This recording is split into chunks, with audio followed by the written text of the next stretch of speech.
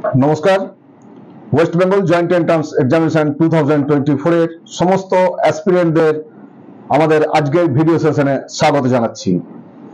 আজকের ভিডিও সেশনে যে বিষয় নিয়ে আলোচনা করব সেটি আমরা র্যাঙ্ক কার্ড পেয়ে গেছি। এখন আমাদের প্রস্তুতি নিতে হবে কিভাবে চয়েস ফিলিং করব, এবং এই যে চয়েস ফিলিং অর্থাৎ এই কাউন্সেলিং এর বিভিন্ন রাউন্ডগুলো কি কি সেই সম্পর্কে বিষয়ে আলোচনা করব। আমি ফাল্গুনী কুমার মুখোপাধ্যায়, তোমরা দেখছো আমার educational channel edu Help Durgapur. Edu help দুর্গাপুরের পক্ষ থেকে তোমাদের প্রতি অনেক অনেক শুভেচ্ছা ও ভালোবাসা রইল। তোমরা অত্যন্ত যত্নের সঙ্গে এই চয়েস ফিলিং এর কাজটা করবে এবং কাউন্সিলিং এর স্টেপ গুলো ভালো করে বুঝে নেবে। আজকে এই কাউন্সিলিং এর স্টেপ গুলো আলোচনা করার সময় কয়েকটা টিপস দেবো মাঝে মাঝে, তোমরা অবশ্যই শুনতে থাকবে। এবং অনেকেই আমাকে বলে, স্যার আপনার নাম্বারটা দিন, আমার নাম্বারে হোয়াটসঅ্যাপ করা যায় এবং আমার সাথে সরাসরি তোমরা কল করে তোমাদের ডাউট ক্লিয়ার করতে পারবে। সুতরাং নাম্বারটা আমি ভিডিও চলতে চলতে বলে দেবো, তোমরা ভিডিওটা দেখতে থাকো, স্ক্রল করে দেখবে না। অনেকগুলো ইম্পর্টেন্ট জিনিস কিন্তু শোনা আছে যেগুলো অন্য চ্যানেলে তোমরা পাবে না। অনেকে বলে থাকেন যে আমি যেগুলো বলি স্পষ্ট ভাষায় বলি এবং অত্যন্ত সুন্দরভাবে বলার চেষ্টা করি। সুতরাং তোমাদের স্বার্থের জন্য অনেকগুলো টিপস দেবো, সেগুলো তোমরা মন দিয়ে শুনতে থাকবে। যাই হোক, আজকে আমরা চলে আসবো এই যে কাউন্সিলিং কটি রাউন্ড হবে, কি হবে, কি করতে হবে, সেই সমস্ত বিষয়ে আলোচনা করব। প্রথমেই হচ্ছে যে এই কাউন্সিলিং এর শিডিউল যেই চলে আসবে হাতে, আমাদের ক্যান্ডিডেটদের রেজিস্ট্রেশন করতে হবে। রেজিস্ট্রেশন করার পর একটি ফিস পেমেন্ট করতে হবে, এবং ফিস যেই পেমেন্ট করা হয়ে যাবে তার রিসিপ্টটা তোমরা অবশ্যই হয়তো কালেকশন করে নেবে এবং প্রিন্ট আউট নেবে। সেই সঙ্গে তোমাদের যে চয়েস ফিলিং পোর্টাল সেটি খুলে যাবে।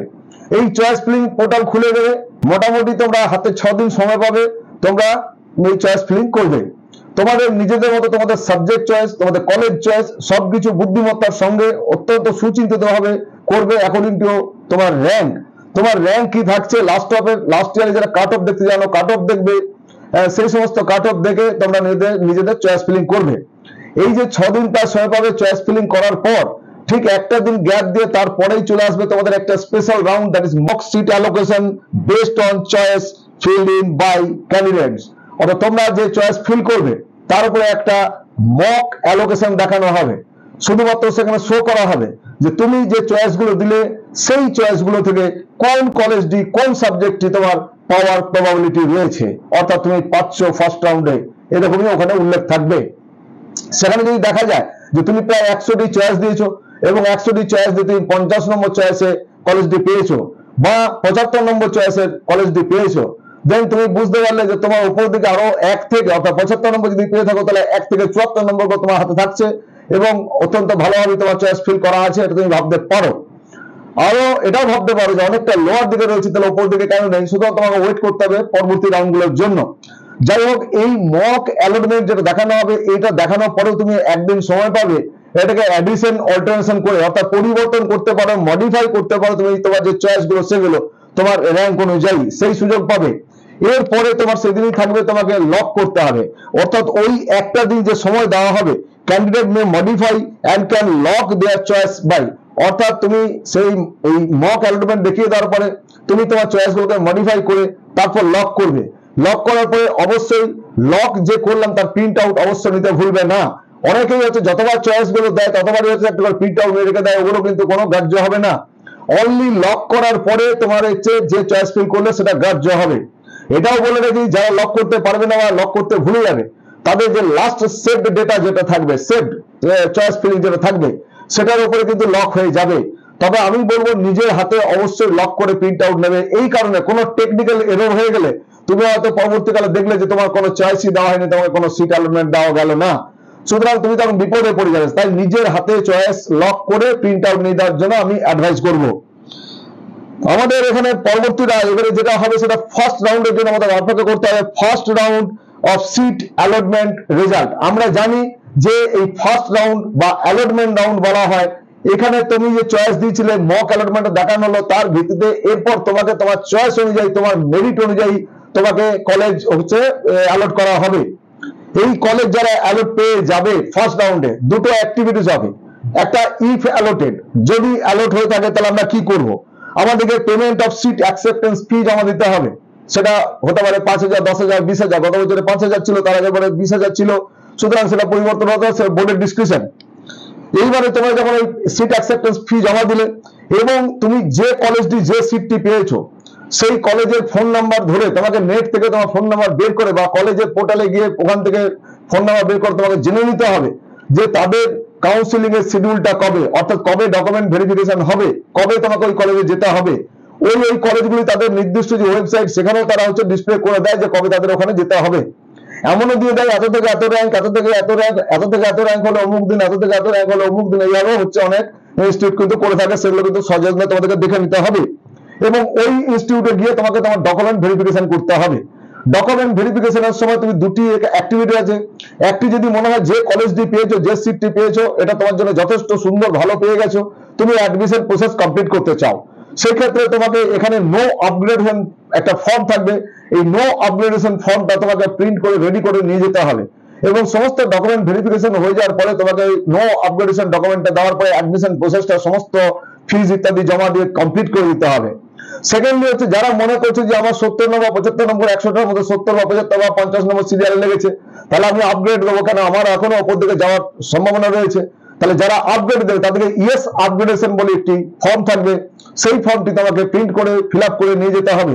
ডকুমেন্ট ভেরিফিকেশন সাকসেসফুল হয়ে গেলে তারপর তোমরা সেই ফর্মটা জমা দেবে এবং সেখান থেকে তোমাদেরকে কম্পিউটার জেনারেটেড একটি পেপার দেওয়া হবে। সেই পেপারটা অবশ্যই নিতে হবে, এটি নিতে ভুলবে না, কারণ ওই পেপারটা যদি তোমার হাতে না থাকে তাহলে কোনোভাবে প্রমাণ করা যাবে না যে তুমি ডকুমেন্ট ভেরিফিকেশন সাকসেসফুলি করেছো এবং ইয়েস আপগ্রেডেশন দিয়েছো, এটা বোঝা যাবে না। সুতরাং তোমাকে ইয়েস আপগ্রেডেশন ফর্ম দেওয়ার পরে ওখান থেকে কম্পিউটার জেনারেটেড পেপার দেবে, সেখানে লেখা থাকবে যে document verification verified successfully and opt for upgradation. এই কাগজটা তোমরা অবশ্যই কালেকশন করে নেবে।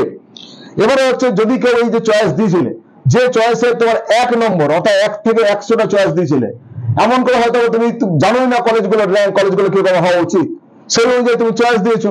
এবার তুমি একটা হয়তো এমন কলেজ দিয়েছো যে কলেজটা তোমার র্যাঙ্কে 1 নম্বর চয়েস যেটা কলেজ রয়েছে সেখানে হয়তো লেগে গেছে, তাহলে 1 নম্বর চয়েস যাদের লেগে গেল তাদের কিন্তু অ্যাডমিশন প্রসেস ওই রাউন্ডে কমপ্লিট করতে হবে, তাদের আর আপগ্রেডেশন হবে না, কারণ তোমার 1 নম্বর থেকে আর তোমাকে উপর দিকে নিয়ে যাওয়ার কোনো সুযোগ নেই, তাই তোমাকে ওখানে কিন্তু অ্যাডমিশন প্রসেস কমপ্লিট করে দিতে হবে। সেকেন্ড থিং যারা আপগ্রেডেশন দিলে বা ফার্স্ট রাউন্ডে যারা সিট অ্যালটমেন্ট পেলে না, এই সিট অ্যালটমেন্ট যারা পেলে না এবং আপগ্রেডেশন দিলে তাদেরকে অপেক্ষা করতে হবে সেকেন্ড রাউন্ডের জন্য। সেকেন্ড রাউন্ডে সিট অ্যালটমেন্ট রেজাল্ট যেটা পাবলিশ হবে, সেখানে ফার্স্ট রাউন্ডে যারা সিট পাওনি তারাও সিট পেতে পারো, বা ফার্স্ট রাউন্ডে যারা পেয়েছিলে আপগ্রেডেশন দিলে তাদের আপগ্রেডেড হতে পারে। দেন কি করতে হবে না, reporting two allotted institute for document verification and admission. Second রাউন্ডে তোমরা আবার যে কলেজটি পেলে, অর্থাৎ ফার্স্ট রাউন্ডে পেয়েছিলে সেখানে ডকুমেন্ট ভেরিফিকেশন হয়েছে, আবার সেকেন্ড রাউন্ডে অন্য কলেজে হয়ে গেল উপর দিকে, তাহলে তোমাকে সেখানে আবার ডকুমেন্ট ভেরিফিকেশন করতে হবে। অ্যাজ ওয়েল অ্যাজ ফার্স্ট রাউন্ডে যারা পাওনি তাদেরকে ওই ইনস্টিটিউটে গিয়ে ডকুমেন্ট ভেরিফিকেশন করতে হবে। এই রাউন্ডে গিয়ে তোমাদের কোনো আপগ্রেডেশনের সুযোগ থাকবে না, এখানে কেবলমাত্র ভর্তির অপশন থাকবে, অর্থাৎ নো আপগ্রেডেশন এই ফর্মটাকে রেডি করে নিয়ে যাবে এবং ভর্তি প্রসেস কমপ্লিট করতে হবে। তোমাদের প্রশ্ন কেন সব থার্ড রাউন্ড হবে না, না এই সেকেন্ড রাউন্ড যেটা বলা হয়, সেকেন্ড রাউন্ডটাকে বলা হয় সেকেন্ড রাউন্ড বা আপগ্রেডেশন রাউন্ড, এবং অফিসিয়ালি ফার্স্ট রাউন্ড এবং এই সেকেন্ড রাউন্ড এই দুটো রাউন্ড কিন্তু শেষ। অন্যরা বলবে আমরা মপ আপ রাউন্ড যেটা হয়, মপ আপ রাউন্ড কি হয় পাবো না, তাহলে আমি পরবর্তীকালে বলছি। এখন তোমাদের ওখানে ডকুমেন্ট ভেরিফিকেশন করবে এবং যারা চাইবে তারা ভর্তি হয়ে যাবে। যারা ফার্স্ট রাউন্ডে কলেজ পেয়েছিলেন, সেকেন্ড রাউন্ডে আপগ্রেডেশন হলো, বা ফার্স্ট রাউন্ডে পাওনি সেকেন্ড রাউন্ডে এসে পেলে, তাদেরকে এই রাউন্ডের সিদ্ধান্ত নিতে হবে তুমি ভর্তি হবে কি হবে না। তুমি ডকুমেন্ট ভেরিফিকেশনের পর চাইলে ভর্তি হয়ে যেতে পারো, যদি ভর্তি না হও তাহলে তুমি মপ আপ রাউন্ডে যেতে পারবে। আবার তুমি যদি ভর্তি হয়ে যাও এই সেকেন্ড রাউন্ডে, তাহলে তুমি মপ আপ রাউন্ডের জন্য এলিজিবল থাকবে না। এটা কিন্তু ভালো করে কান খুলে তোমাদের সবাইকে শুনে নিতে হবে যে সবাই কিন্তু মপ আপ রাউন্ডের জন্য এলিজিবল নয়। মপ আপ রাউন্ডটা একটা সেপারেট স্পেশাল রাউন্ড। তোমরা হয়তো কাট অফে দেখবে ফার্স্ট রাউন্ড, সেকেন্ড রাউন্ড আর থার্ড রাউন্ড। এরা মপ আপ রাউন্ডের যে কাট অফটা সেটাও থার্ড রাউন্ডে ঢোকানো আছে, বাট মপ আপ রাউন্ড হচ্ছে রিস্কি গেম। সুতরাং ভাবনা চিন্তা করে তোমাদের সেকেন্ড রাউন্ডের সিদ্ধান্ত নিয়ে নিতে হবে তুমি কি করবে। এইবার মপ আপ রাউন্ডের জন্য সেকেন্ড রাউন্ড চলে গেল, মপ আপ রাউন্ডের জন্য রেজিস্ট্রেশন করতে হবে। কারা কারা মপ আপ রাউন্ডের জন্য এলিজিবল না, যারা ফার্স্ট রাউন্ডে সেকেন্ড রাউন্ডে সিট পাওনি তারা এলিজিবল। যারা ফার্স্ট রাউন্ডে সিট পেয়েছিল, সেকেন্ড রাউন্ডে আপগ্রেডেশন দিয়েছো বাট কলেজ তোমার মনোপুত হয়নি, 1 নম্বর সিরিয়াল দিকে যায়নি, তাহলে তুমি চাইলে এই ভর্তি না হয়ে তুমি এই মপ আপ রাউন্ডে যেতে পারবে, তাহলে তোমাকেও রেজিস্ট্রেশন করতে হবে। সুতরাং যারা পেলে না এবং যারা পেয়ে ভর্তি হয়নি তারাই কেবলমাত্র এই মপ আপ রাউন্ডে তোমরা রেজিস্ট্রেশন করতে হবে অন্যদিকে ফার্স্ট রাউন্ডে যারা ভুলে গিয়েছিলে বা কোনো কারণে তুমি রেজিস্ট্রেশন করাতে পারোনি, তারাও এই মপ আপ রাউন্ডে গিয়ে রেজিস্ট্রেশন করাতে পারবে। ওয়েস্ট বেঙ্গল জয়েন্ট এন্ট্রান্স এক্সামিনেশনে এই মপ আপ রাউন্ডটি কিন্তু সিঙ্গেল রাউন্ড, একটি রাউন্ড। এই মপ আপ রাউন্ডে যারা অংশগ্রহণ করবে তাদেরকে আবার ব্লাইন্ডলি চয়েস ফিল করতে হবে। ব্লাইন্ডলি কেন না, আমরা হচ্ছে West Bengal joint entrance examination বোর্ডের যে সিট ম্যাট্রিক্স, সেই সিট ম্যাট্রিক্স কিন্তু তোমরা দেখতে পাবে না। অর্থাৎ তোমাকে দেখানো হবে না কোন কলেজে কটি সিট ফাঁকা আছে। গত বছরের এক্সপিরিয়েন্স অনুযায়ী বলছি, তোমরা দেখতে পাবে না যে কটি সিট ফাঁকা আছে। সুতরাং ব্লাইন্ড চয়েস ফিল করতে হবে। তার মানে তুমি যেভাবে ওয়াইজলি আগে ফিল আপ করেছিলে, এখনো তোমাকে সেইভাবে ওয়াইজলি তোমার যে টার্গেট, সেই টার্গেট অনুযায়ী তোমাকে চয়েস ফিল করতে হবে। এই মপ আপ রাউন্ডে নতুন করে ফিস দিতে হবে। যারা আগের রাউন্ডগুলোতে প্রথম রাউন্ডে রেজিস্ট্রেশন করেছিলে তাদের জন্য সামান্য ফিস লাগে, অর্থাৎ গত বছরে 500, এরপরে মপ আপে ছিল 200, এবং যারা করেনি ফার্স্ট রাউন্ডে যারা রেজিস্ট্রেশন করেনি তাদের লেগেছিল 700। সুতরাং এটা বোর্ড কিভাবে নিয়ে আসছে আমরা পরবর্তীকালে নোটিশে পেয়ে যাবো, সেটা তোমাদের সামনে অবশ্যই তুলে ধরার চেষ্টা করবো বা ইনফরমেশন তোমাদের দেবো। এই মপ আপ রাউন্ডের সিট অ্যালোকেশন যেটি হয়ে যাবে, সেটা তোমরা যে চয়েস দেবে সেই চয়েস অনুযায়ী মপ আপ যে সিট অ্যালটমেন্ট সেটা হবে তোমার চয়েস অনুযায়ী। কারণ এই যে যখন মপ আপ রাউন্ড হবে, এখানেও একটা মক রাউন্ড হবে। অর্থাৎ মপ আপ রাউন্ডে তুমি যেমন আগের রাউন্ড করেছিলে আমরা একইভাবে মপ আপ রাউন্ডে চয়েস ফিলিং করবে, আর মক রাউন্ড হবে তোমাকে দেখাবে তুমি পাচ্ছ কিনা। তারপর তুমি সেটাকে আবার মডিফাই করতে পারবে। মডিফাই করার পরে তোমাকে মপ আপ রাউন্ডের সিট অ্যালটমেন্টের রেজাল্ট বেরোবে। এইখানে যখন মপ আপ রাউন্ডের যখন তুমি মডিফাই করবে, তখন তুমি এটাকে আবার লক করে প্রিন্ট করে নেবে। মপ আপ রাউন্ডের seat allotment result, mop up রাউন্ডের সিট অ্যালটমেন্ট রেজাল্ট বেরিয়ে গেল। বেরিয়ে যাওয়ার পরে বলছে payment of seat acceptance fee. অর্থাৎ যারা ফার্স্ট রাউন্ডে সিট পেয়েছিলে, আপগ্রেডেশন দিয়েছিলে, সেকেন্ড রাউন্ডেও পেলে কিন্তু পছন্দ হলো না, তাই তুমি ভর্তি হওনি, তুমি মপ আপ রাউন্ডে এসছো, তোমাকে আর সিট অ্যাকসেপ্টেন্স ফি কিন্তু দুবার জমা দিতে হবে না। বাট ফার্স্ট রাউন্ডে সিট পাওনি, সেকেন্ড রাউন্ডে সিট পেয়েছিলে, তুমি জমা দিয়েছো, তোমাকেও দিতে হবে না। কিন্তু যারা ফার্স্ট রাউন্ডে গিয়ে তুমি রেজিস্ট্রেশন করতে পারোনি, তারা নতুন করে রেজিস্ট্রেশন করছো, সুতরাং তোমাকে এখানে সিট অ্যালোকেশন হলে সিট অ্যাকসেপ্টেন্স ফি জমা দিতে হবে। সিট অ্যাকসেপ্টেন্স ফি জমা দেবে এবং তোমার ডকুমেন্ট নিয়ে নির্দিষ্ট তোমার যে অ্যালোটেড ইনস্টিটিউট, সেই ইনস্টিটিউটে গিয়ে তোমাকে ডকুমেন্ট ভেরিফিকেশন করাতে হবে এবং তোমার যে অ্যাডমিশন প্রসেস সেটা কমপ্লিট করতে হবে। উল্লেখযোগ্য এইটা যে যারা ফার্স্ট রাউন্ডে পেলে, সেকেন্ড রাউন্ডে আপগ্রেডেশন হলো, মপ আপ রাউন্ডে এলে তাতেও পছন্দ হলো না, তুমি অ্যাডমিশন ফাইনাল করলে না, তোমার এই যে সিট অ্যাকসেপ্টেন্স ফি যদি জমা দেওয়া থাকে আগেও, তাও তুমি কিন্তু এটা ফেরত পেয়ে যাবে।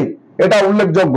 আরেকটি বিষয় হলো যে ওয়েস্ট বেঙ্গল জয়েন্ট এন্ট্রান্স এক্সামিনেশনে যে কাউন্সিলিং হবে, সেখানে জেই মেনের যে র্যাঙ্ক, সেই র্যাঙ্ক এবং আমাদের ওয়েস্ট বেঙ্গল জয়েন্টের যে র্যাঙ্ক, সেই দুটো র্যাঙ্ককে ব্যবহার করে তুমি কিন্তু চয়েস ফিল করতে পারো। তুমি শুধু জেই মেনের র্যাঙ্ক দিয়েও করতে পারো, কিন্তু তোমার West Bengal joint entrance examination বোর্ডের রেজিস্ট্রেশন অবশ্যই থাকতে হবে। অনেকে বলতে পারে আমি জোসা দিয়েছি, আমি ওয়েস্ট বেঙ্গল জয়েন্টে বলছি, আমি কি পারবো? না, তারা পারবে না। ওয়েস্ট বেঙ্গল জয়েন্ট এন্ট্রান্স এক্সামিনেশনের রেজিস্টার্ড অ্যাডমিট কার্ড হোল্ডার যারা বসেছিল, তারা এখানে পারবে। তুমি জয়েন্ট এন্ট্রান্স এক্সামিনেশন শুধুমাত্র র্যাঙ্ক দিয়ে করতে পারো, তুমি বোথ র্যাঙ্ক দিয়ে করতে পারো, বা শুধু ওয়েস্ট বেঙ্গল জয়েন্টের যে র্যাঙ্ক সেটা দিয়েও তুমি এই চয়েস ফিল করতে পারো। সুতরাং এই পার্টগুলো যেমন পরপর করে বলে দিলাম, এগুলো সুন্দর করে মনে রাখবে। আরেকটি উল্লেখযোগ্য বিষয় হচ্ছে যে এই যে তোমার যখন কাউন্সিলিং হলো, ফার্স্ট রাউন্ডে তুমি সিট পেলে, সিট পাওয়ার পরে ধরো তোমার একটি প্রাইভেট কলেজ লেগেছে, এটা এক্সপিরিয়েন্স থেকে বলছি, তোমাদের প্রাইভেট কলেজ বললো যে তোমার যা র্যাঙ্ক আছে তোমার তো আর আপগ্রেডেশন হবে না, তুমি কেন আপগ্রেডেশন দিচ্ছ, এখানে ভর্তি হয়ে যাও, এই কথা তোমাকে বলতে পারে। বাট তোমরা কর্ণপাত করবে না, তুমি বলবে না স্যার আমি অনেক লোয়ারে আছি, সুতরাং আমার যে টার্গেট সেখানে আমি আপগ্রেডেশন দেবো। অনেকে বলতে তোমার আপগ্রেডেশন হবে না, তোমার ক্যান্সেল হয়ে যাবে, তোমার আগের সিটটাও থাকবে না।